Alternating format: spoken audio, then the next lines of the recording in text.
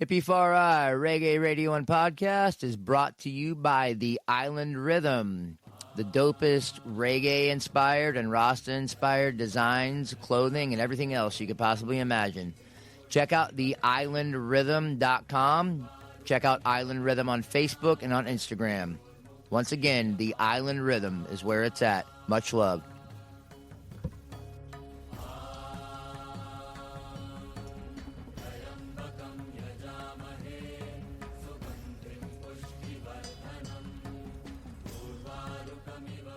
Peace be the journey. May that be the mantra that guides you to stillness and the chaos of this world. And that is a quote from Shane Scott of Island Rhythm. And this quote addresses one of the main reasons I created Hippie Fari, the beautiful, life-changing message of reggae music.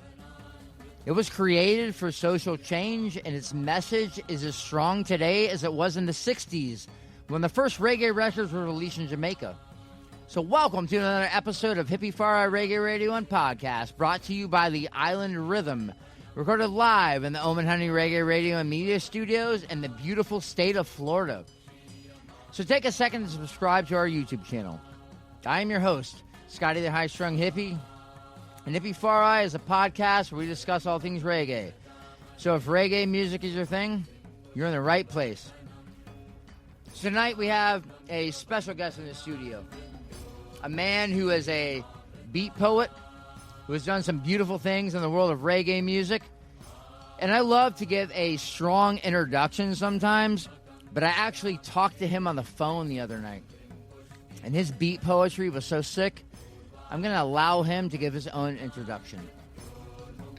Yes, I. Greetings and love in the name of the Most High God. Jah, Rastafari for health, strength, and Rastafari. happiness. And let peace be unto the world of all races, of all creeds, and all religions. Bless. This is a beautiful thing, man.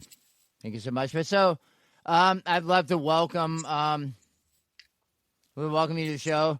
Ras Benjamin, thank you so much for taking the time out of your day or night to come on this show. And Shane Scott from the Island Rhythm. Going to be co-hosting the show with me. What's up, Shane? How's it going? It's going great, man. You actually the one that be able to put this podcast together, so thank you so much, man. So I'm really, really, really excited about this podcast because this is like a podcast about the birth of a conscious rebel. You know, somebody who grew up in New York City during a pivotal time for reggae's global rise. You know, Raz, how did reggae find you? Or I guess the best question is, how did you find reggae? Well, I would say about 1976. Okay. You know, I grew up in Long Island, New York City, and Brooklyn. And at the time, I was living on Long Island. Right. And just going down the street one day, and perhaps it was even a little earlier, there was a guy who used to ride his skateboard down the road, and he had a ghetto blaster on his shoulder. Ghetto, I love Ghetto blaster. I love it, shit. I remember those days. He was playing Peter Tosh, yes, Steel Pulse, etc., Bob Marley, and you know that heavily influenced me. And then a couple of years later, I started going on Grateful Dead tour. Yo, you and my wife would have a lot to talk about, bro. And the immersion in Rastafari started coming through the Grateful Dead tours with folks like Jah Levi, Eddie I, folks like that who started first growing their locks. And then we started growing our locks a little bit after that. I first started growing my locks around 78, 79. I graduated high school in 78. And then I shaved my head in 1985 before my mother died. And then started growing my locks back in 1985 from pretty much a bald head. That's pretty awesome. So, you have a locks journey too. I had my locks, and then I got a job as a restaurant manager. I had to get rid of them, which sucked because of corporate America. But I'm, you know, it's just that journey again. So it's a beautiful thing, man. Well, you know, I always say that where I work, like my locks are really long, so I have to kind of keep them tied back, and so they don't touch past the floor. And folks always comment to me, on my locks. And what I always say to people is, it's not how long your locks are, how big is your heart? Amen. Amen. And Yeah. That's beautiful. that puts a smile on their face, and we can immediately relate, because that's really what's needed in this world right now, is that we can relate with each other. If a person wants to ask me about what I believe in, I'll tell them.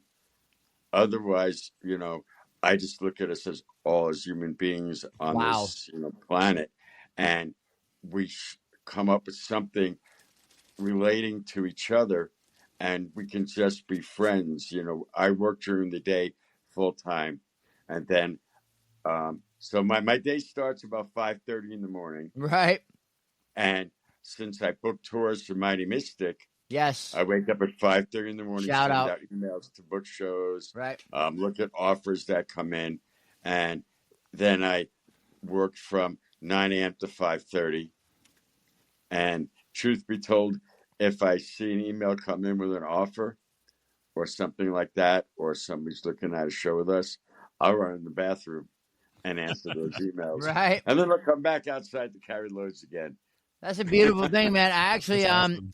I do the opposite of you. It's pretty funny, man. I work, 8 to 5, and I do most of my stuff when I get off. But you do your stuff when you wake up. You wake up earlier to do your stuff. Which, actually, you know Well, what, man? I I do think it I again at might night. start doing that. That's a really damn good idea, bro. Well, what I do is, I set up my emails at night, Right. and then I send them about 5:30 in the morning. My theory, if I'm correct, is that it's one of the first emails they'll see when they When get they to wake their up. office, You're exactly Yeah. right. or they'll get prompts on their phone when they wake up. So my theory is that they'll see mine first, and and respond. It's a good theory. And then I do it again at night. I follow up. I get my emails going. I may take a few phone calls, answer emails like I did before we hopped onto this conversation. Right on, man. How often, like, how long during the day does that take, do you think? Because you were very friendly to me when I first made contact with you.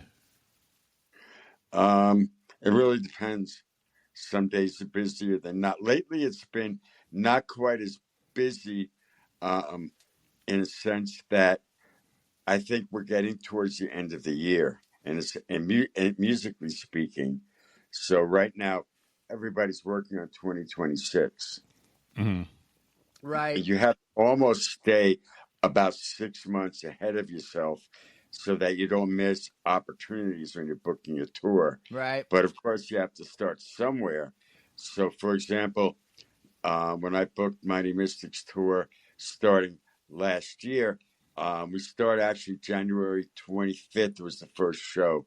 We are going all the way to November 1st of 2025. Then he'll be going back to Jamaica to visit his family out there and get a much needed break. Right. Tonight, for example, this weekend he played in Virginia. Then he went out to a few hours away in Virginia, and he just recorded 5 songs with Pacifier. They'll decide what Yeah, I they're going love to release Pacifier, later. man. Yeah, Had the that's big. opportunity to see them live when they opened for Article Sound System. That was a beautiful show. And then they're heading out to Florida for their first 7 shows. I've got them playing October 15th at Dosey's Dock in Fort Walton Beach. It's about 150-seat room, which is supposed to be the best sounding room in Fort Walton Beach. Nice. And then on the 16th, I have him playing at Depot Village in Gainesville, which is a fairly new spot. We played out last year. It's outdoors. It's a really sweet spot. They have all kinds of sponsors on board. They have Airbnbs for us to stay in, so that's really sweet. And then on the 17th, I have them playing at Sugar Shack downtown in Yes. Bonita Springs. Yes. And that one's going to be hype. And we buy sponsored ads for every single show we do because we want to make sure that the venues and the attendees will see our posts. I mean, we make organic posts all the time and videos, but the ads are so crucial. Yes, absolutely, man. And then on the 18th, we're playing Safety Harbor Safety Harbor Center in Safety Harbor, Florida. And that one's going to be really great. They're really sweet folks.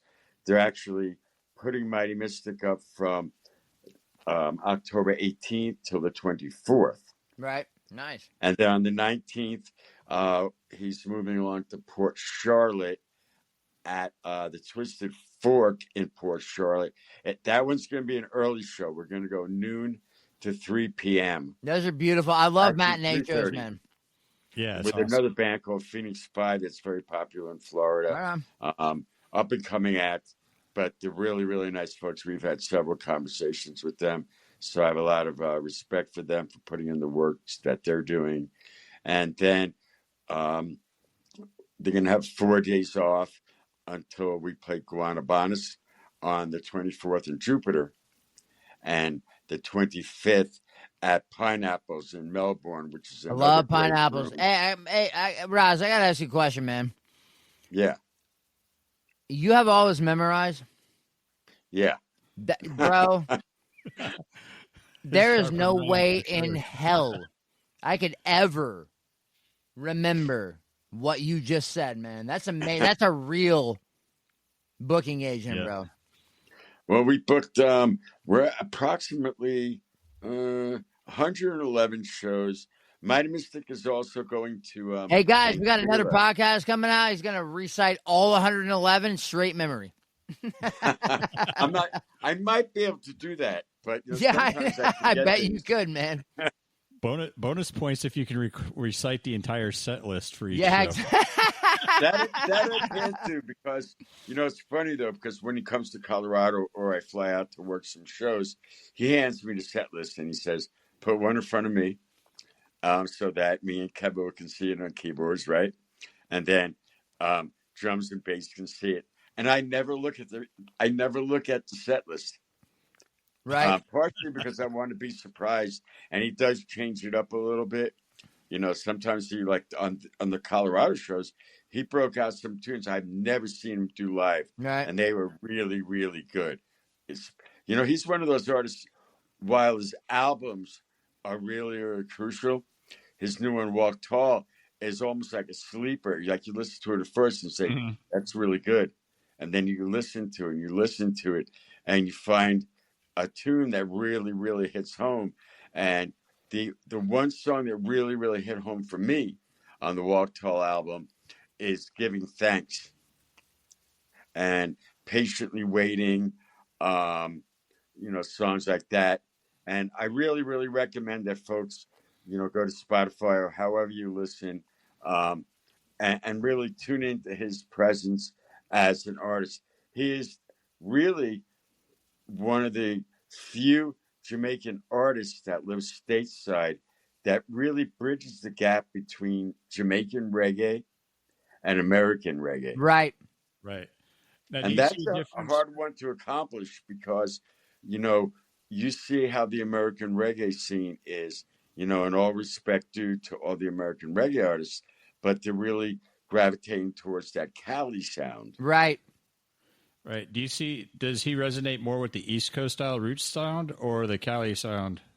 I would say he resonates more with the East Coast sound. Which is a beautiful thing. And you know what I always say? The East Coast is closer to Jamaica. Oh, yeah. It really is, man. It is. I mean, Florida's closer to your... Damn right. So you'll definitely... There's a lot of Jamaican bands that live there. Mm-hmm. There's a lot of American reggae bands that live there. But, what I've noticed is that there's no major, really, reggae band from Florida, if I'm correct. there's a few that stand out, but there's nobody who's like really fully blown up, which surprises me for how big Florida is. Right. I mean, there's a lot of Bands lovely there are. brothers and yeah, but I mean, you're damn man. Yeah, you're right, man. It's a lot of the California, but it's the Cali roots. I like the East Coast reggae was like Cultivated Mind, for example. Or bands like that. It's they bring the not just the roots sound, but the message. You know what I mean? I'm more concerned about the message. And Yeah, I and that love the comes Chuck. across many ways. You know. Cali has a message, and there's a lot of hardcore roots reggae bands and Tribal Jamaican bands. Steeds crushing Yeah, it. Tribal Seeds is great. Oh, yeah. One of my personal favorites is Arise Roots. Love Rise Roots, I man. love Rise Sick. Roots. Yes, beautiful. They did Fucking it- incredible. They did a show out of was it Felton Hall or something like that down south in San Diego. It was all acoustic. It was an amazing show. It was like an hour and a half. I couldn't turn away from the TV when I watched it. No kidding. Yeah, when he Yeah. played Denver and he did Redemption Song and they did acoustic, and he literally, and he wasn't faking it, he had tears coming Makes you out want of to his cry. eyes. That's what I was just gonna say. Yep. He was crying. Yep. He Yeah. was crying because he really means what he says. How can you not, And though? I feel he lives it. How can And you not play Redemption Song and like bring a tear to your eye? You know what I mean? Because it's like, Mighty Mystic sings that as well. Yeah. And he does a great version of it. yep. With the Cali sound, every area you have to look at as, where they're from and where their roots are from. They're not Yeah. per se, roots or straight reggae because they're from a different area. So you have to respect where they come from, how they're bringing that out.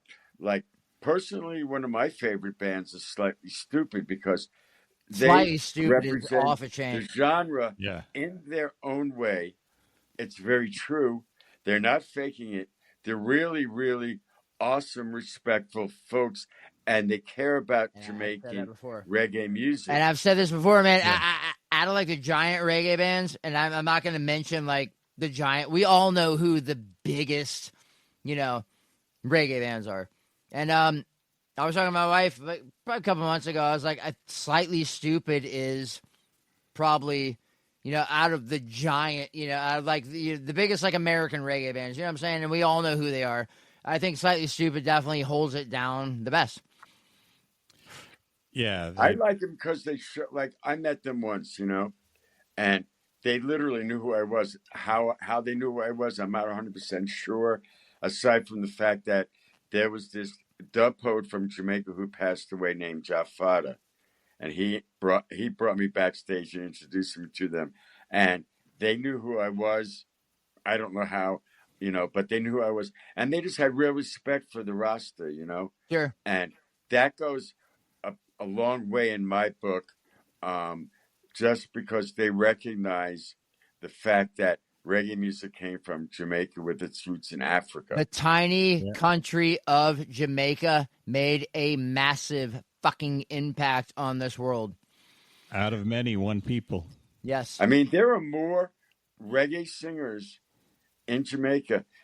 And the thing about Jamaica is these guys came up when they were kids. Yeah, no, They man. would dance on 9 years old. A lot of them 12 are years pressed like old. one record. There's so many records like out there, man. You could listen to it for the rest of your life. Was it My Bob Marley favorite- recorded One Cup of Coffee? Was it he was like 14? On Beverly Records, right? Yeah. Yeah, I mean, and look at Dennis Brown. Soul Hits, Oh, yeah. I believe, came out when he was like, I might be wrong, but maybe like 12 years old. And honestly, he is one of my top 3 favorite reggae artists. And, I got a chance to go on one tour with him in the late 80s. And he taught me one thing. And he always said to me, don't ever turn your back on the audience. Right. And if you can't remember your lyrics, just stop, let the music play, Amen. and come back in. You're the only one that notices your mistakes. So, you know, Are you a just Vaughn? I have a question. Like, this is the most beautiful thing about a podcast. I haven't gotten into my second question. go right ahead. And we're no. I Sorry. don't even want to. I don't even want to because this is so organic. I love it, man. Are you a Von Benjamin fan by any chance? Midnight, Akabeka, the fucking St. Croix roots. Definitely. In fact, when I had I put on a reggae festival outside of Fort Collins at Mishawaka for 7 years, called the Poudre River Reggae Festival. Beautiful. And I had Midnight play for me. I would do, bro. I'm telling you, man. I swear, if I could talk to God right now and He's like, "Will grant me one wish," it would literally be to see Midnight play and shake Von Benjamin's hand. Because I love Akabeka, but I love Midnight. You know what I mean? It's like Akabeka was sick. He was just a sick and beautiful person. That show I did with them was really, really funny too, because before the show happened, I told the venue, that they might want to play for 3 hours. And the way I did my reggae festival was that I had as many Colorado bands open up, right, and then one other, mid-level reggae band. Then I always had a big headliner because, it started. I started in, let's see, God, maybe I think 2002, 2003 was my first one, and my premise was that I would keep. I called it the Recession Buster, where I tried to keep my ticket price down to 20 advance, 25 days show. And this is way before really, the internet busted out. There was no MySpace, no Facebook, no Instagram. Right. And no MySpace. Damn, I don't even think I was born then.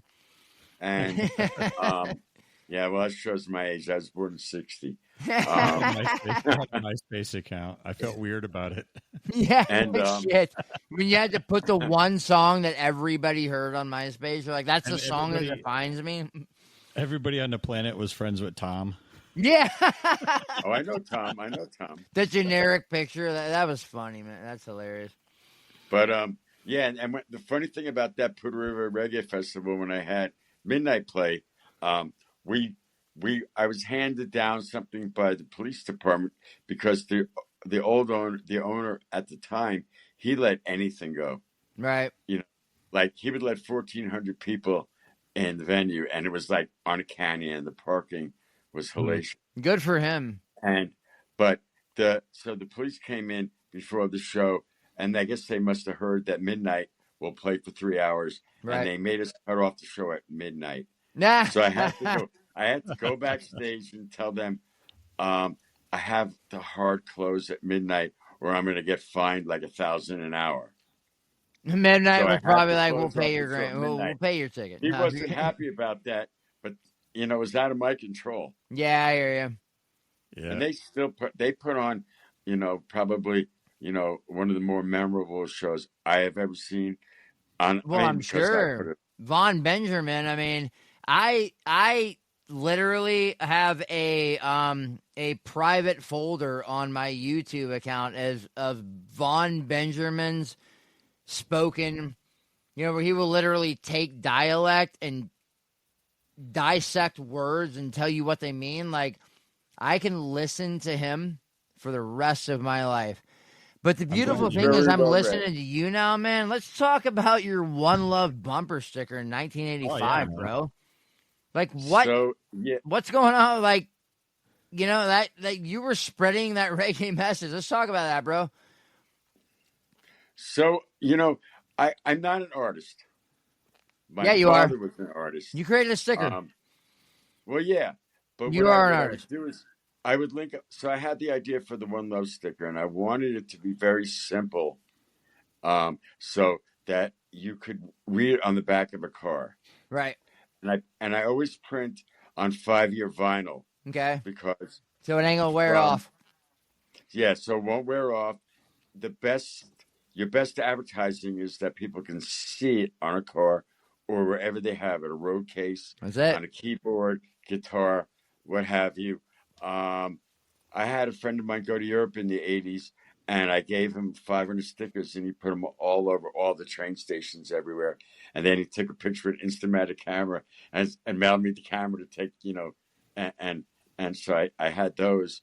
But yeah, so I came up with the design in 1985, and I just literally had a friend of mine. We traced it out until I was like, yeah, that's the one. So then I brought it down to a bumper stick, a place to print in Boulder. The only way to get a good price on those is to print 10,000 at a time to get Right. them down to a good enough price where you can sell them wholesale, still make a profit, and also sell them retail for $2 a piece. So therefore, I don't print them every year. When I'll run out, I'll print 10,000 stickers. It'll take me about 2 years to sell wholesale. And then I have to raise the money again to do it again. Right. So right now I'm kind of in between. And 4 years ago, my friend Scott, who was a football agent from Art Element, and he was also owned an art company called Art Elementals. Just a heads up, I trust anybody named Scott. I don't know why, I just do. Yeah, me either. But he's That's amazing. my first name and Shane's last name, so you know what I mean? There's just something weird going on. I noticed I was looking like Scott. It's kind of like everybody in the reggae business who buys shows named Kevin. Yeah.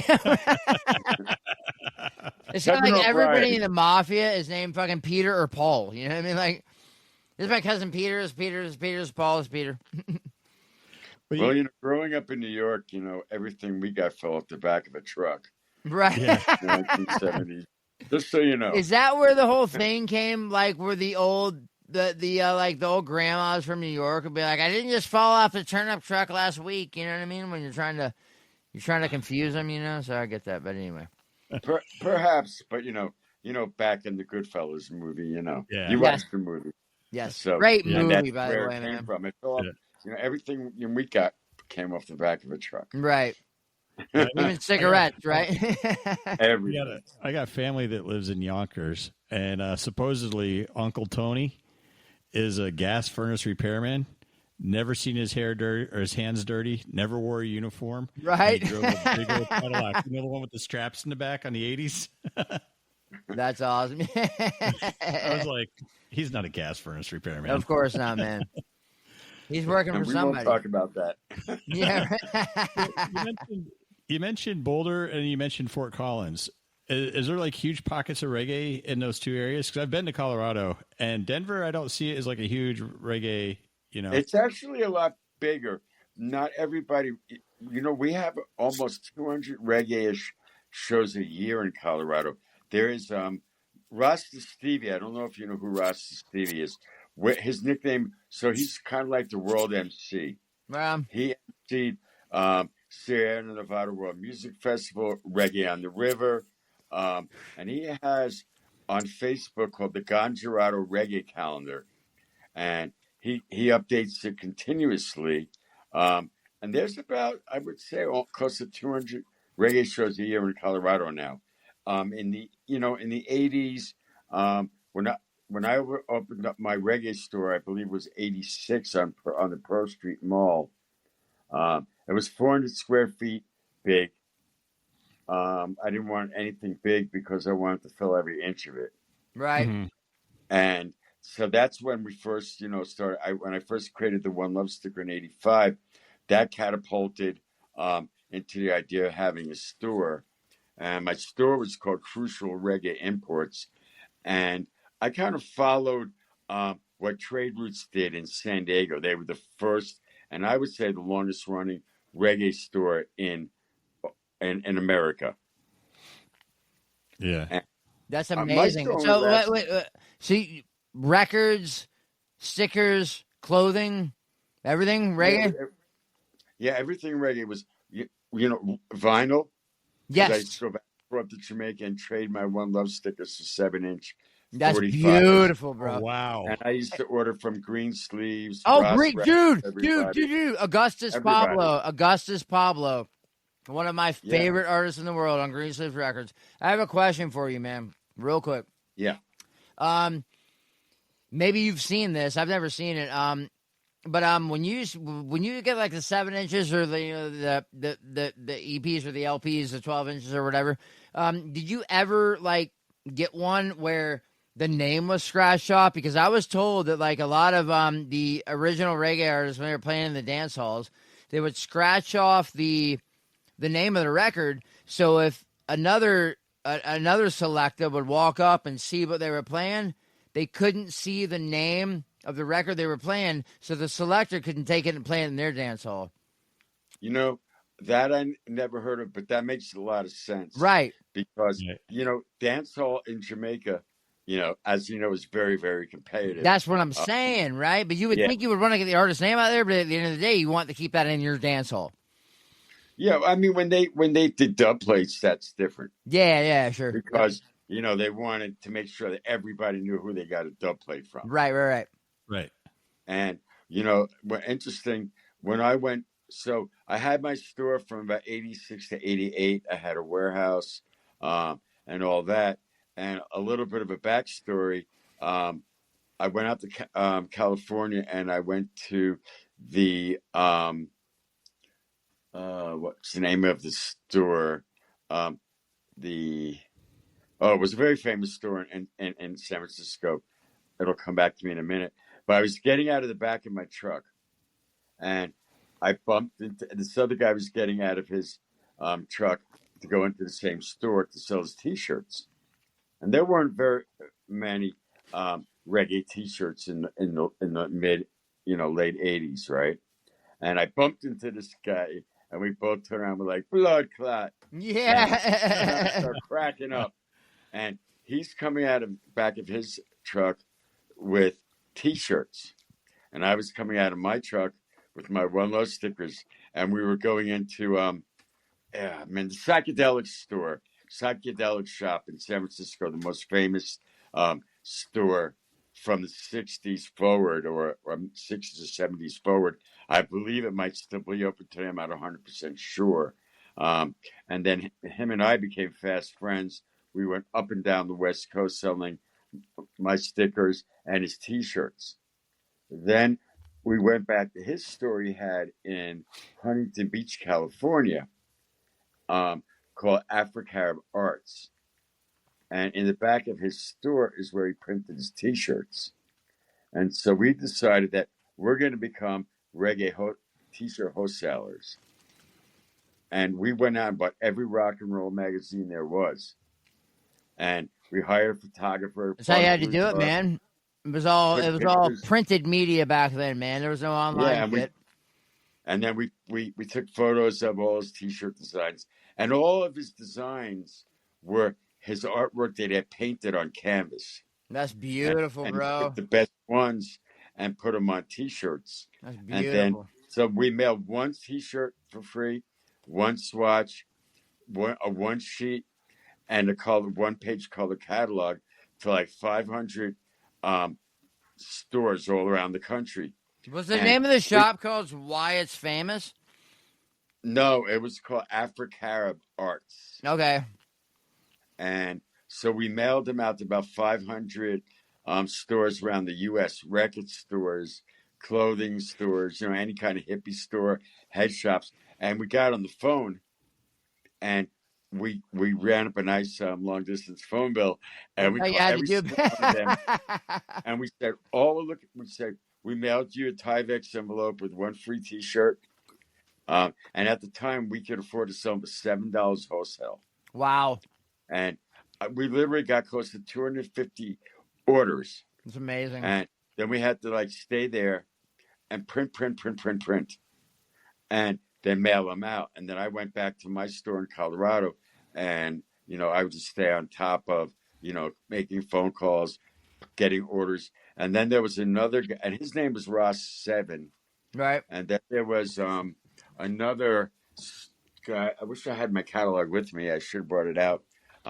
But I have like one of the first like retail catalogs that Oh, we would wow. mail out to people and sell them wholesale. Then there was another Rasta. I'm forgetting his name. He was the person who made the posters for Strictly Roots, which was one of the first American reggae band, Rasta reggae bands from California and Oregon. And then he had a line of T-shirts. Oh, his name was Ras B, I believe. Jabi. And we did the same thing with him. You know He who was else around has a in the really good 70s, roots wasn't he? reggae scene? Is fucking Arizona, right? Yeah, Arizona's got some tough stuff. There's Arizona enough crushes the there. roots reggae, man. It's amazing. You know, you would think a lot of people like really associate roots reggae with like being by the beach, which is crazy because like you go on a cruise, you hear roots reggae, or you know what I mean. Like it's all the you know like just what people associate with her reggae music. You know, when they don't Well, there listen was to it, but it even really Utah, does cross boundaries, cross borders. It crosses everybody, man. And even Arizona Utah, has Yeah, I got lived some of in, the Utah. dopest roots reggae ever. I lived in There Salt was Lake City, Utah for 15 years, and the reggae scene out there is It's outrageous. huge, bro. That's what Do I'm you saying, man. It's like remember? it's almost more intense the further you go in because people want it Yeah. more. Yeah, it's wild. Do you? There was a. I'm trying to remember his name, and I should have looked that up before I talked to you. Um, he passed away about some 20 years ago, and he was Afro one of the Omega. first. What's that? Afro No, Omega. Afro Omega. Yes. No, he was a gem, and then his Yeah. last album before he passed was in. Oh Move man, Like that Light is is like intense. phenomenal. Yeah, and I got to get to know him a little bit before he passed. Yeah. We had a Um, huge Afro fundraiser Blondie. one time but for him. way before that, there was a gentleman. He probably would have been close to like 75, 80 now. He's one of the first reggae DJs. The first one is the one in California. Why am I forgetting his name? He's the longest one. And then there's Donovan Maka in Colorado, who has been DJing since, I believe, 1977 at Hey, KGNU. Raj, can I ask you a question real quick? You're speaking of Yeah, California. Have you ever heard of a reggae band called Groundation? of course. Okay, He's. I've I had was going Harrison to mention Stafford on my that. show twice. Bro, that's just They're amazing. mixed, yeah, jazz, blues, everything with reggae music. This is beautiful. I had to literally give the Groundation shout out, so go ahead. Groundation is one of the more. The thing about Groundation is, like you said, they mixed a lot of musics together, They do. but it's still, like he says, grounded. It's Groundation. very, very Like roots. a And Harrison groundation of Stafford Nyabindi. is. Yeah. He's been Well, And, listening to roots reggae since he was 7 years old. This was his and music. It's such a beautiful thing. He will combine everything he loves, and he created the band from some people who were in the jazz program at the college he was in, and right, I was going to say, brought them into wasn't he reggae music. And wasn't he a professor for a while? that's Or exactly still is correct. maybe? And you know what the beautiful thing about Harrison Stafford was? He was a professor. They did not have a reggae program at the college. He walked in Right. without literally having a teaching degree and dropped this on them. And they were like, you know more than anybody we have ever met. You can certainly teach this. How in the fuck does that happen, man? How do you walk He's in a without being a he, teacher and he's a know more genius. than the professors do? And literally, they're like, you can be a professor at our college and teach reggae theory. That is some shit, man. And that's beautiful. He's a genius musically. 100%. I mean, Yeah. like if you listen to the compositions, Yes, the it's way he puts together his music, and he records it um, all analog, bro. yeah, All it's analog. much It's warmer all like the sounding. band playing together. It's And he helps out other reggae bands like the Congos, yes. Digital Oh, yeah. Vibration, And all he the old brings school he the brings out. Abyssinians, man. He brings back the elders. He's like, I Yeah, could like Afro do, Blondie and yeah. Harrison Stafford's like, I could do a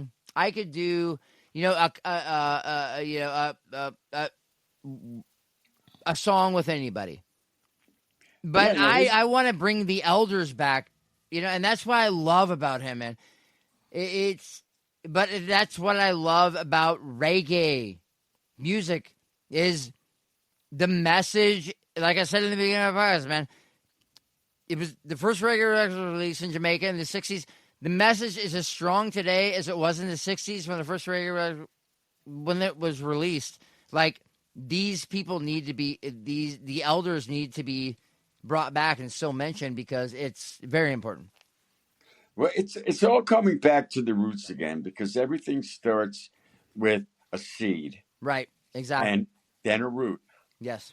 and then the tree itself grows into, you know, the leaves and the branches. Right. Right now, we have a lot of leaves and branches. However, now if you're looking at the lineups at these reggae festivals as of late, you're seeing more and more reggae artists from Jamaica in there, albeit they're the more well known ones. Um, but you're going to see some of the up and coming, like Rick Jam, folks like that. Mighty Mystic is finally getting into reggae rise ups. They're really hearing about him now. Um, you know, we know what's going on. And with that said, we can't, and we have to understand that wherever it's coming from, right? Europe is a little bit more radical, and their sound is going to be from where they're from. Correct. And they've always been based more on Jamaican music. Um, and, so their culture is going to be brought into the music. So same thing with the Cali roots sound of reggae music. You can't really disrespect the way somebody is bringing forth the message. I completely agree. That message is still getting through to I completely people agree. and doing its job, So reggae and poetry are weapons, and they're medicine. Yeah, and the music is getting across. In Cali, it's different. It's warm. It's surfy. It's got a different feel and a different vibe. So of course, it's going to come from the way people are born and raised, and have a different, feel to it. And then in New York, you talk about a concrete jungle where you kind of have to fight your way through the streets, through, and then in Jamaica, where where it really came from. These people sang their way out of poverty. Songs of struggle. Right. They had to do auditions, and and when they were in the recording studio, the reason why the old reggae albums sound so warm and so perfect is because when they went into the recording studio, they practiced, Sure. and they would play live in the studio. Then when they Right. did the vocals, when there were 3-part harmonies, Yeah. bands like Culture, Sure. Abyssinians, Yes. and all those bands, they would Luca Baruga. sing Yeah. live in the Yep. studio, 3-part harmonies standing right next to each other. If you made a mistake, you had to redo it. And they hardly made a mistake because it was so rehearsed and so So practiced. you've worked with Culture. Yeah, Right? I Dennis spent, Brown, Bob Marley, Peter Tosh. and that's what made the music so amazing, was that they took what they had and they practiced, and when they went in the studio, it had that live feel. So I have a Yeah, they question may for have you. done Has some reggae lost overdubs. anything since that live feel? What's that? Has reggae lost anything like since that live feel? Because with all the digital, you know what I mean, and it's gone from analog to digital, and like that soft, that beautiful feeling. Do you think that it's kind of that feeling has kind of been, because you used to buy a record and you could take the sleeve out, or you could buy a cassette tape, you could look at it and see and feel the band. You could hold it.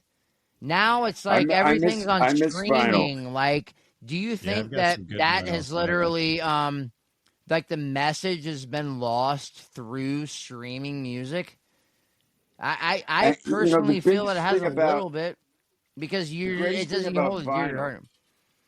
The greatest thing about vinyl, like you said, and this is something that is not there as much today, um, with the digital music or way records put together, it told the story. It had a Yes. theme. Like you Man. look at Led Zeppelin, you look at the Yes and bands like that from the Right. '70s. It was a theme, Right. and you opened up the record, and you could read the story, and you You could look at the held it. credits and who played what instrument, You could and write a then letter to some him of and the get a songs were sticker in there. back. You know what I mean? Yeah. And so you could read the lyrics. And it's different. Now you have a 3 second rule. You stream something for 3 seconds. It better hit hard or you're not going to listen through to the whole song. Right. Has it been lost in digital? In some respects, it has, but in some ways, it could be better because the sound is a little bit more precise. Like you can move things around to adjust where you want different frequencies to be. Right. Whereas when they would record on a 2-inch machine, then mixed down to a 1 inch and mastered on a 1/4 inch in some cases, or a 1 inch, that was it had a warmer Yes, sound. exactly. The analog sounds People way are warmer. doing that now, though. They're recording digitally and then they're actually mastering, um, um, in in a more warmer way Right. by actually mastering, um, through through the 2-inch machines and Right. such. I'm not an engineer myself, but I've been around enough of it to where I have an understanding of it. Absolutely, Yeah, man. it's interesting. I was looking on a Facebook Marketplace the other day, and I found a 32 channel board, analog. And I was talking to a guy this weekend. And I was like, "Yeah, I found this board in Ocala, and I'm thinking about buying it." And he was like, "In Ocala?" I was like, "Yeah." He goes, "That might be the board from the producer of Michael Jackson's Thriller." Wow. I was like, "I'm going to get it." I just got to break it to my wife. Yeah, Yeah, no my kidding. friend in Boulder has a board that he bought. I don't remember who it was, but it was somebody major, and an analog board. In Yeah, fact, I remember when I was in New York and I was working with Jal Levi, like in 80, was it 89, 90? He bought one of the first automated digital boards from a Japanese company.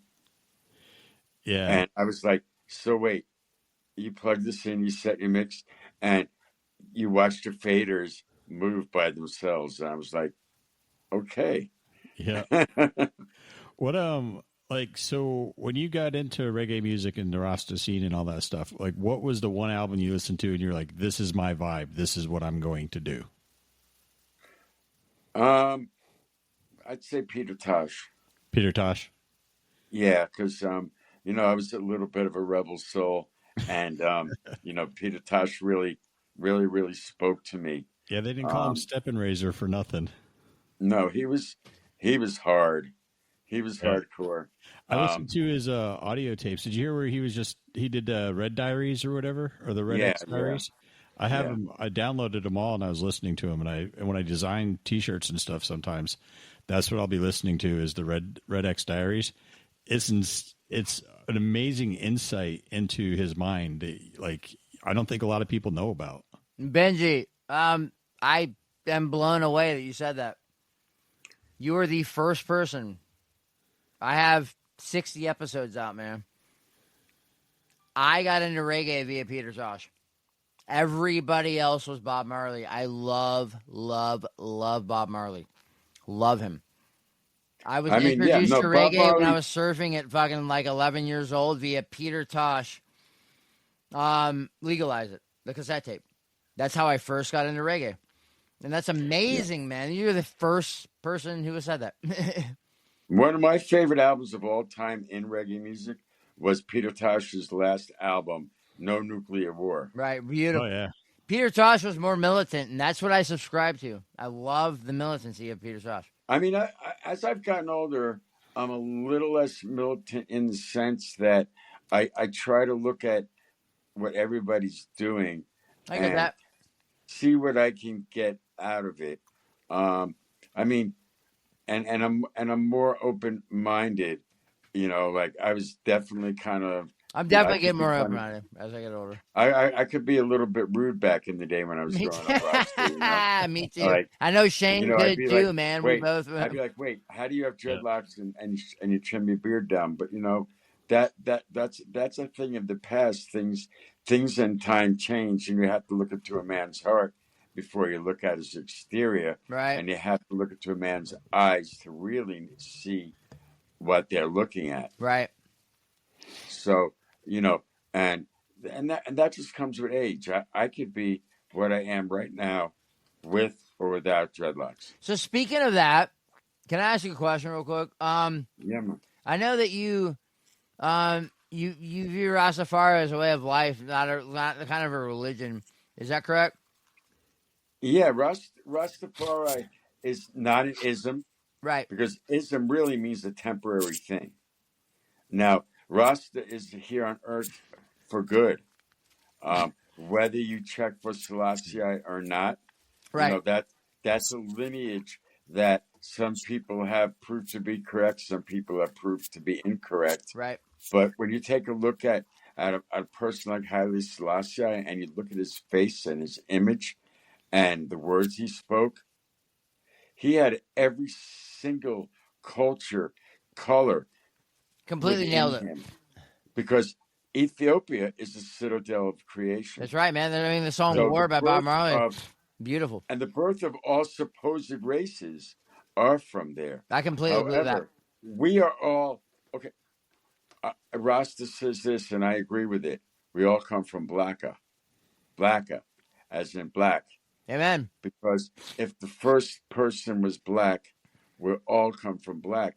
The reason our melatonin, whatever it's, melanin has changed Right. throughout the years. You Right. have to remember, it may have taken 1,000 years to make it from Ethiopia, say, right, all the way to the United States.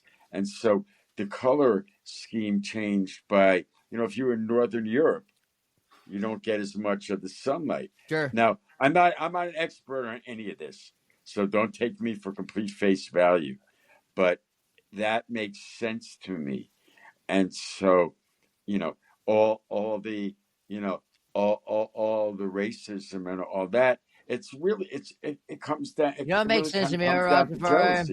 jealousy. And straight up from Selassie, until the color of a man's skin There's no is more, important. you say it, The color of his eyes. significant to the color of his eyes. The nearest word. And Let me tell you something, man. That is true. Why don't we subscribe to that? How in the hell? there was a saying I heard a Rasta man tell me in Jamaica. He said, "If the world would just listen to that little short man, there would not have been any wars." Because when he spoke at the League of Nations, he begged the League of Nations not to allow Italy invade Ethiopia. Right. That would be a game changer for the whole entire world. Right. And that is prophecy. Right. What's going on right now is false prophecy. Amen. You cannot speed up prophecy. Amen. What politicians are doing right now, they want to falsify prophecy fulfilled for their own gain. Amen. Amen. We got a Therefore, billionaire there is worship. no such thing as religion. We have a Okay? billionaire Religion worship problem means- going on in America. Religion means a way of life. That's right. Christ never said he was a Christian. No, he didn't. He never said he was God. Buddha never said he You know, was Jesus Buddha. Christ never told people to worship him. He just No. said, listen to him. Love thy neighbor. The number one commandment from Christ was love thy neighbor. That's it. He didn't say what color you were. He just said, love thy neighbor. Love people. That was his message, was love. How the hell did that get distorted? And how could the message be anything but that? Right. You don't need. Now, I've read the Bible from when I was a member of the 12 tribes of Israel, and that's how I was given the name Ras Marcus Benjamin. Right. And we read the Bible one chapter a day to the very end. Takes, I believe it was 3.5 years. Right. And I've read it more than once. I can't recite every little thing. I'm not an expert. Of course not. But what it comes down to is Love. the whole message is about love. You and Christ's message was straight love. yeah, and I grew up Jewish, and I grew up a you look at Christian. every world religion now. I don't believe in religion because if you look at the true definition of religion, it means way of life. When you say Judaism, Christianity, all that, those become isms for temporary, and then people will act like their religion is right. And now we have wars fought over religion. And if you think and Christ turned over the tables of the money changers. Of course he did, man. He was angry. And we need to bring back that fervent anger in a sense that love is the answer. Amen. Not what is That's why Jesus They're said dividing us on purpose to fight against each other. Right? I even catch myself, and and everybody is catching themselves doing that. So when we catch ourselves doing that, we have to realize that we're playing into what they're doing. We are. However, you're right. We must rebut with the hate and division, and always come back with the answer is love. That's exactly right, man. Period. Yep. And when you see your baby's eyes, what does that child have? Love. Nothing but love. We are born with love. Hatred, racism is taught. That's correct. Inherently, we all know love. Amen. From Bro, inside. You are preaching the truth. I will never believe that we are born sinners. No, we are born pure love. We are taught things to not do correctly. We are born love. A baby, like you just said, man. That's a beautiful thing, man. I love where you're coming from, man. That's an amazing thing. So, how would you describe the feeling of reggae, it's a cultural movement, and you've lived it. So, from when you started listening to reggae and, like, getting into dub poetry, actually, you know what? Could you recite some? Because I know you're a dub poet. Yeah. I know you're a dub poet. And I've heard your dub poetry, and we're getting into it now, man. So let's just would you mind like just kind of throwing a little bit, did we just start the podcast, or have we been? We've been going for 57 minutes and 28 seconds. That's a beautiful thing, man. Let's go for another hour. I got 48% left on my battery. Anyhow, so I have a book out called Dub Talking. I also have a Nyabingi dub poetry album out called Dub Talking as well. Yep. And so I'll read you Dub Talking. I read that to you the other night, right? You did, and I liked it. I especially liked the middle part, but I liked it. I liked it all. Okay, so this one is Dub Talking. I haven't read it. The other night when I read it to you was the first time I read it in a long time. It's good. I loved it. So, okay. Dub Talking. Dub Talking. The people are talking in the streets. New York City is red hot. Jamaica is the same. Dub Talking. Dub Talking. The people then feel the heat. I met a man in Harlem. He was talking of things to come. While Revelation Angel 4 is Chernobyl, Revelation Angel 5 is the gun. Dub Talking. Dub Talking. The people then feel the pain. African woman's nipples run dry. Burning Spear, Malcolm X, Bob Marley. Mandela, Martin, and Garvey. Dub Talking. Dub Talking. Sometimes I feel like fighting. And I know say revolution. And soon the people will be talking of things to come. While Israel and Palestine are fighting, America is funding. Yes. And I can't see the reasoning. Dub Talking. Dub Talking. Talking of things to come. Right. The The people then feel the heat. Dub talking, dub talking. The people are talking in the streets. New York City is red hot. Jamaica is the same.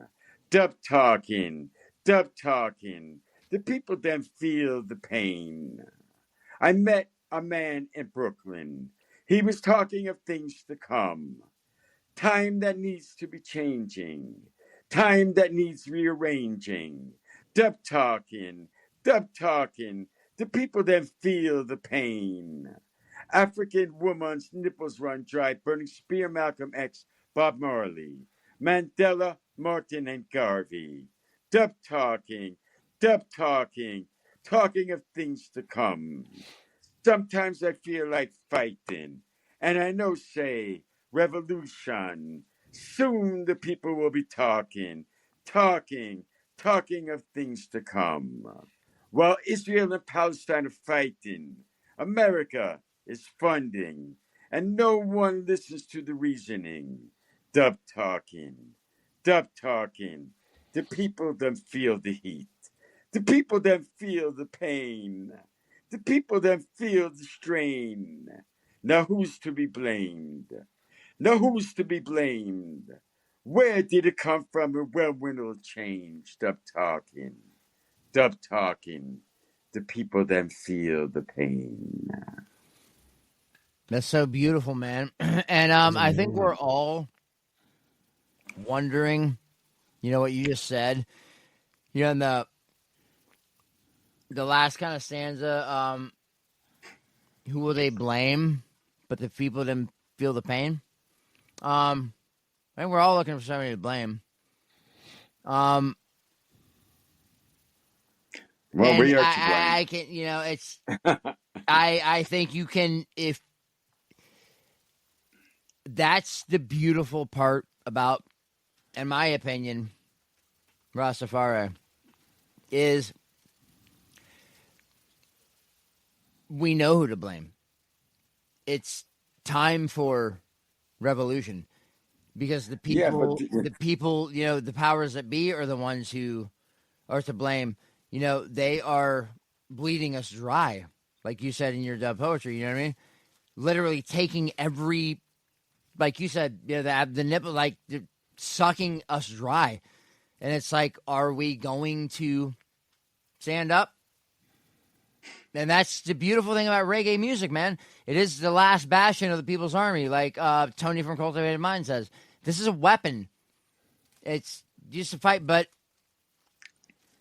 are we going to actually do anything about it? And how do you? But, you know, I think through dub poetry and I think through awakening, it's an awakening. You know, me and my wife talk about this all the time, man. You know, I'm like, you know, like revolution doesn't have to be violent. It doesn't have to, like, people don't have to pick guns up and shoot each other, but we can awaken, you know, through music and through dub poetry and things like that. People can change. They want politicians want us to fight violently. They do, because they are politicians. You can't be an honest politician, in my opinion. I'm sorry. Can't. I hate them all. We can't feed into that because what they're doing right now is sending troops in, you know, into Chicago and saying this and saying that, and Portland, you know, what's going on in those places. Yeah, they're a little bit more, you know, a little bit more liberal, a little bit more empathetic. Right. You know what I mean? Right. And they're targeting, you know, I hate to say, because I'm not, you know, I'm trying not to be political. Right. You can be political on my show if you want. You know, you can't step away. You know, everything, you know, is political in a sense because, you know, we were raised a certain way. So what we need to do is not allow them to ever see us be violent unless, you know, I will never, ever, ever be violent myself. But if I see a woman being beaten or a child, oh, fuck yeah, I'm going to have to step in. Now, that's the only time we must do something like that. Right now, they're begging us to become violent so that that's exactly right. They're begging us to become violent. You're exactly right. And I literally take back what I just said. I said I hated politicians. Let me rephrase that. Fuck politicians. Sorry. I don't. I abhor them. but I don't hate anybody. Correct. That's Because why I if we retracted my statement. So I didn't mean if the we word hate, allow, but I despise it. yeah, I abhor what they're doing, because what they've done is there's no middle class anymore. You're exactly They right. we there are 60% of the people in the United States of America are living month to month. Exactly right. Yep. 2 months I away am from one of living in them. the street. I am one of Well, them. my brother. I work full time. I book tours for Mighty Mystic, Yep. and help our other bands, and we're living month to month.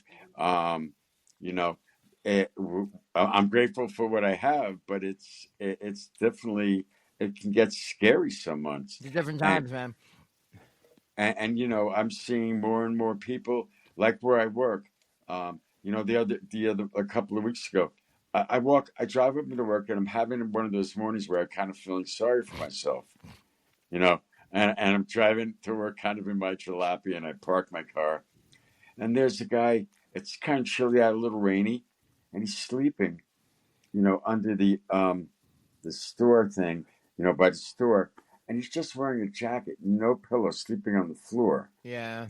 So I go in, and we have one thing, where I work, where, if a homeless person comes in and says, "I'm hungry," we're going to feed them.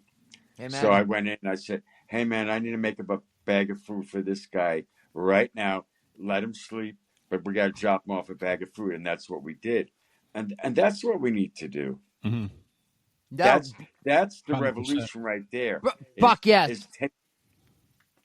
And that's the Rastafarian creed. Fuck yes. Let the hungry be fed.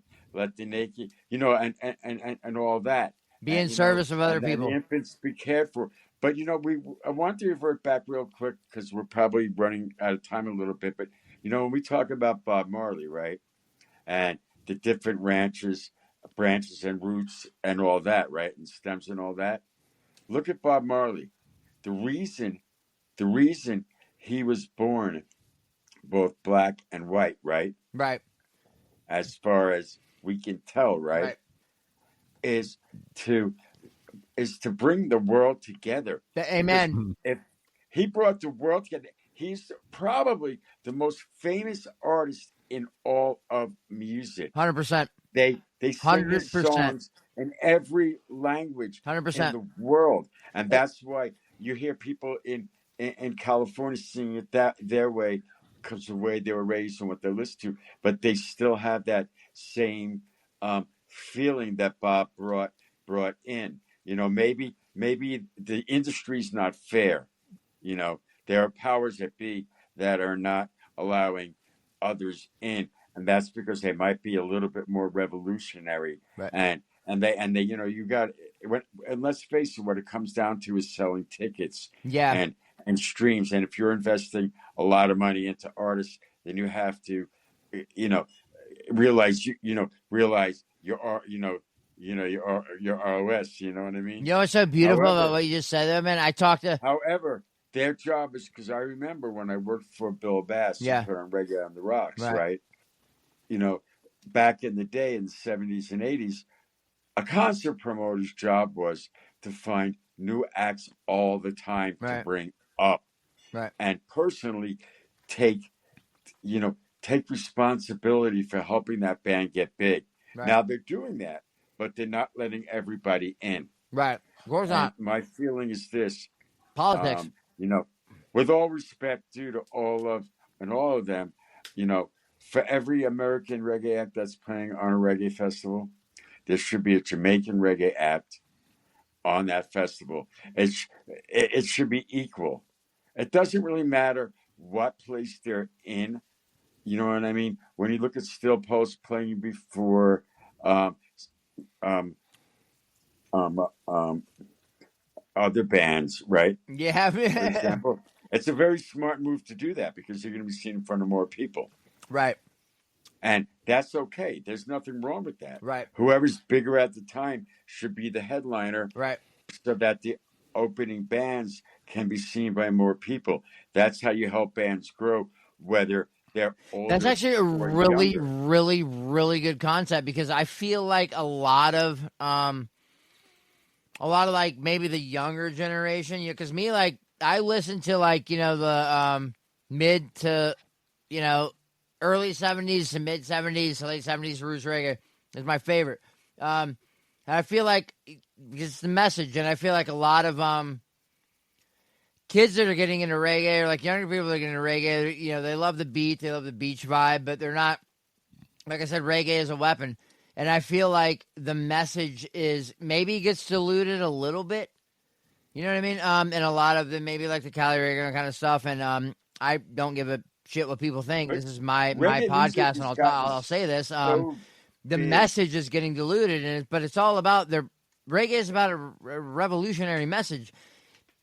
Yeah. But the things that they were singing about in the 60s and 70s are still valid today. Racism, sexism, corruption, everything is, the corruption is still going on. It's kind of getting worse in some ways. Today. And I mean, it's still just, that message still needs to be. It's worse today. I had me and Mighty Mystic talk about this all the time. And, the one thing, what him and I have come down to is this. People work 9 to 5, Monday through Friday. Everybody is struggling to get by nowadays. Right. At least 60%. We are. So when he goes, I've never seen somebody like him. He'll drive 6 hours to a show after playing a show. And he'll give us 100% every single time. You know why? Because he knows that his job is to relieve the tension of the listeners that are coming to the show. It's a beautiful thing. And for them to enjoy themselves and feel, relieve that tension, that stress that we all feel. People are having mental breakdowns right now trying to get by. There's single mothers when they come to the show. Like last weekend in Colorado, there were all these single mothers that came down to these backyard parties, and they all had their kids, and if you could see the light in their eyes and the smiles on their faces when they were dancing, and he brings a true message. He doesn't hold back, but at the same time, he figured out a way lyrically and musically to make the people dance, and the energy that he gives off on stage is magnetic. And that's one of the reasons I've been standing by his side for almost 10 years now. And I don't do what other agents do. I don't demand every single penny. Right. And I actually got the pleasure to see Mighty Mystic play. Was Reggae the Ride 2 years ago? Anyway, absolutely incredible. But I love what he does. I think it's absolutely amazing, man. And just like hearing that story is profound, man. You know what I mean? Because it's not like just an artist that just does it for money. It's an artist that does it because they actually have that passion and that feeling, and it really embodies what reggae music is all about. We're getting somewhere now. People are catching on. We're gaining ticket sales in advance. We're getting walk-up crowds. We're finally getting a little bit more, of this, and and it's sustaining itself. We have we have a sponsor who helped towards getting a brand new van, which was so crucial. I could go and on about what we've been through with vehicles on the road, and he still showed up to shows. His van broke down, one of his vehicles broke down in Nebraska on the way to Colorado. He went across the street, rented a Ryder truck. That's awesome. Everybody got in it and drove to Colorado to play the shows because he wasn't going to let anybody down. He had shows opening up for Julian Marley in 2 places. He had city shows. We ended up having 13 shows in Colorado and New Mexico in 17 days. And he knew he had to do it. He did what he had to do. I did what I had to do to make it happen. And we played in front of a lot of people. We played venues that kept telling me no. They said yes finally. That's amazing. I had those promoters come up to us and say, I apologize for saying no. Thank you for standing up to me and I decided to take a chance, and you blew us away by your presence. You showed up on time. You did everything we asked you to do. Yep. And that's a very important thing. Right. And, and having the merch game on point is very, very important, and all that. And that's something that, my friend Janet's actually writing a book about the music business, and it's geared towards reggae music, for what a lot of people in the reggae industry, especially up and coming artists, don't know. Right. That's very important, is you have to have your business structure intact from the start, because you never know what song you write. You might write that 15 years ago, but when you have a hit 15 years later, people are going to start listening to that first track, and that might be your moneymaker. Yep. Right. Well, it was amazing. Like I said, in 2023, me and my wife have been to Reggae at the Rock. How many years, baby? Ever since the first year. And in 2023, Mighty Mystic was the headliner. And I think it's absolutely amazing to have his booking agent on my podcast. How did you get to meet Mighty Mystic, and what set him out where you're like, I'm going to work with this guy? Well, great question. Rich Parara, his manager at the time, and still very close to the team. And I actually listen to everything he tells me to do. Oh, yeah. When he says I have advice for you on something, I take it, because he really knows what he's doing. That's why you are an awesome dude, because that's the foundation of success, is listening to. And he asked me to book Mighty Mystic, and something resonated with me when he asked me to. Wasn't even that well. I was starting to become versed in Mighty Mystic's music, and then when he asked me to do that, I've been asked by a lot of bands, but I could tell that Mystic would go the extra mile and then some to make it happen, and he has a desire to not just make it, but to bring the message. And I mean, he smiles on stage after driving 20 hours, where right. any secret still gives the same show every time, and and the audience is growing, because you have to give the people what they ask for, and what they ask for is the relief of the tension in everyday life, along with the message, and to dance. There's more than one element in this music. It's not just revolution, preaching. It's about bringing those lyrics across where people hear the message, but are relieved by the message, and are relieved by the music. Absolutely. So, I have a question for you, man. Go right ahead. I'm probably saying too much, but go right ahead. No. Awesome.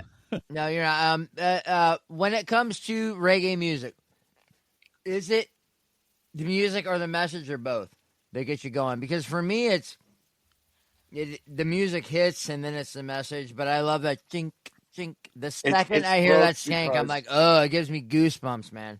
But then I start to listen. It's both, because since I write lyrics, right? Right. I listen to the lyrics of every kind of song there is. Like, I'm forced at work to listen to these, canned musics, right? From the 60s, 70s, 80s, 90s, what have you, right? And even Stick Figures now making it on these canned music stations.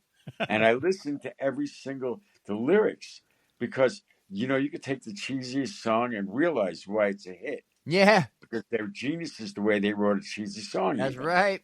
Like the Backstreet Boys, man, they nailed it. I've never listened to them, but I can sing every fucking word of their song. I don't know how I know it.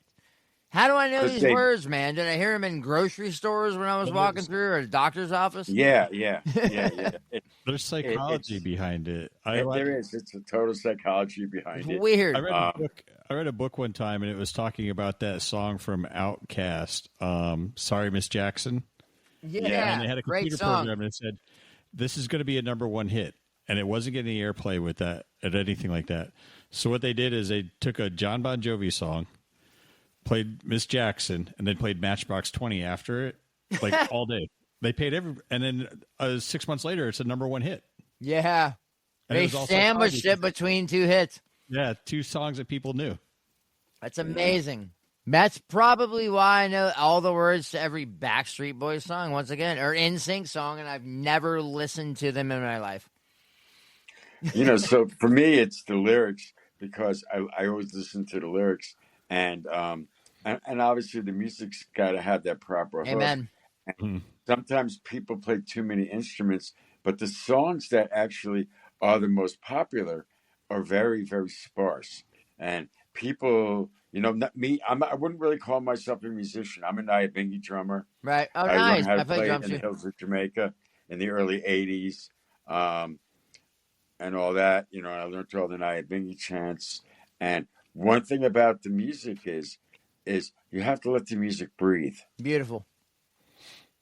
and therefore you'll understand the lyrics, and you'll feel the feel of the music because when you let the music breathe, the listener breathes. Yeah, all Listen right. to the music.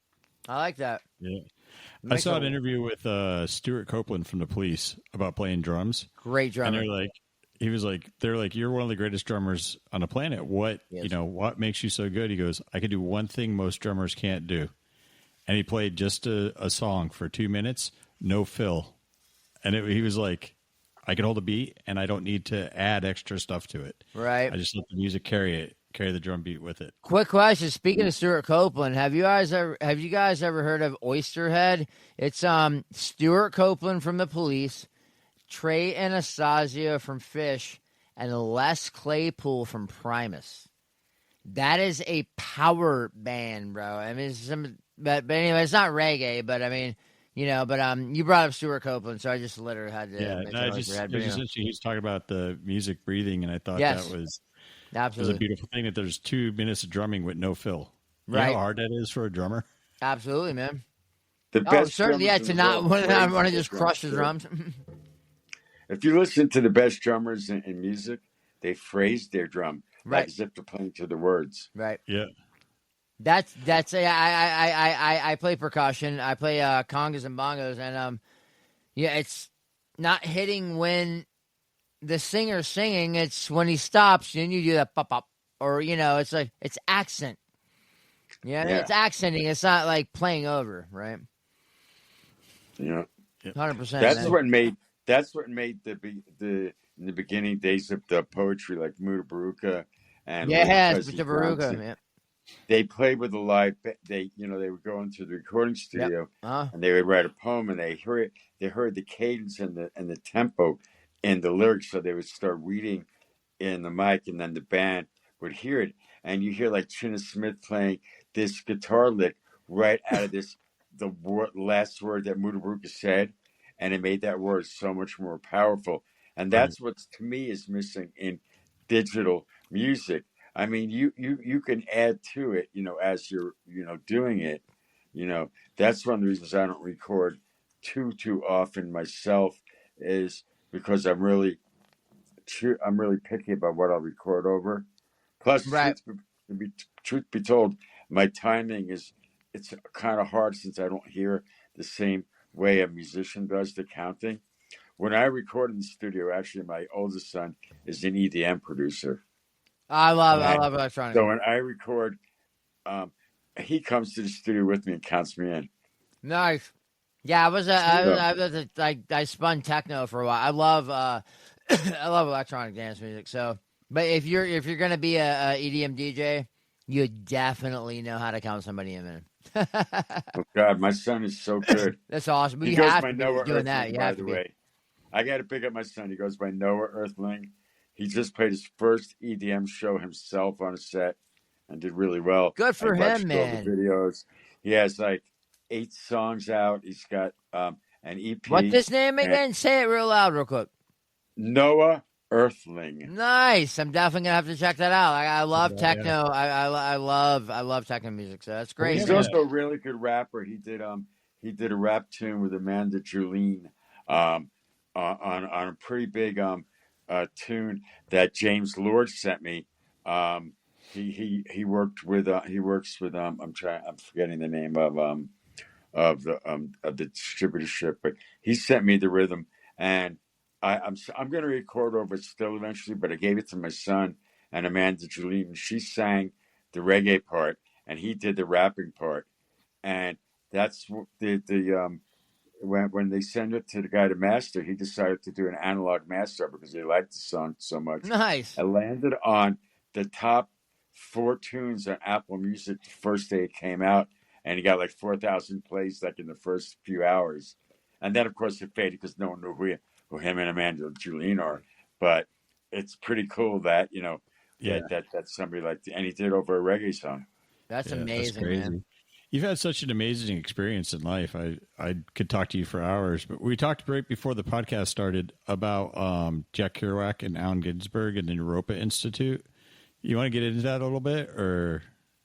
Well, so in 1981, how I landed in Colorado was I got a writing scholarship of sorts to the Jack Kerouac School of Disembodied Poetics in Boulder, Colorado, which is now called Naropa Institute. It was 3 or 4 classrooms above the Boulder bookstore on the Pearl Street Mall. And I was a beat poet at the time, but my poetry style was changing to what I would call more street poetry, and then into dub poetry. It looks like we lost Scott. Did he drop off? I'll be back in a second. He's still on. Okay, there you are. Yeah, but yeah, that's how I came to Colorado, and I mean I've been writing since I was like 15.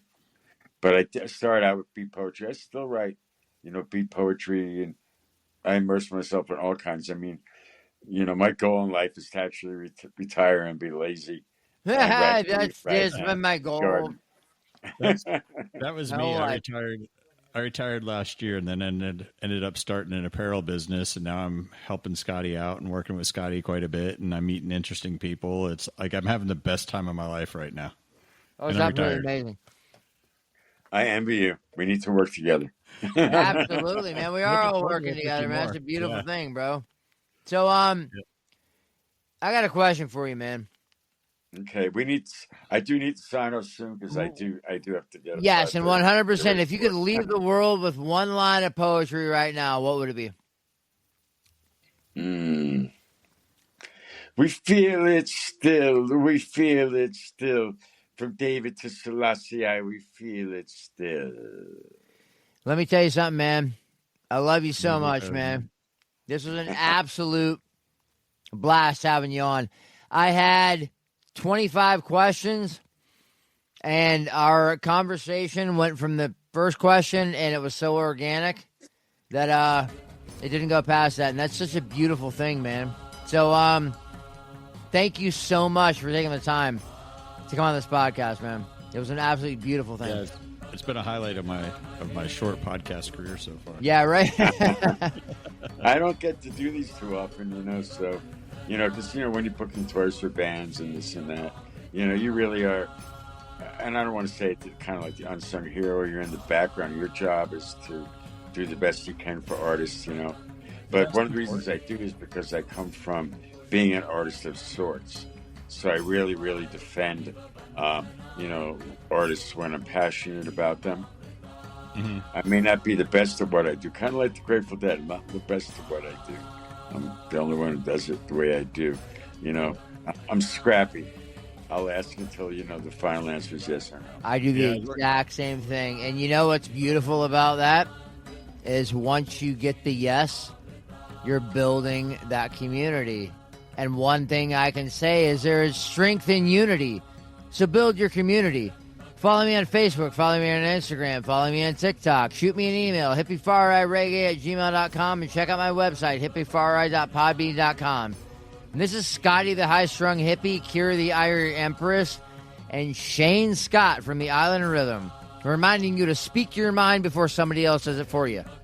Do something nice for somebody today. Grab flowers for your partner. Smoke out a stranger. Slip the homeless man a buck, but whatever you do, do it from the heart, because all good things start with the heart. Peace, love, and Rasta rhythms, they are all a part of this reggae revolution. One love, fam. Yes, sir. The journey.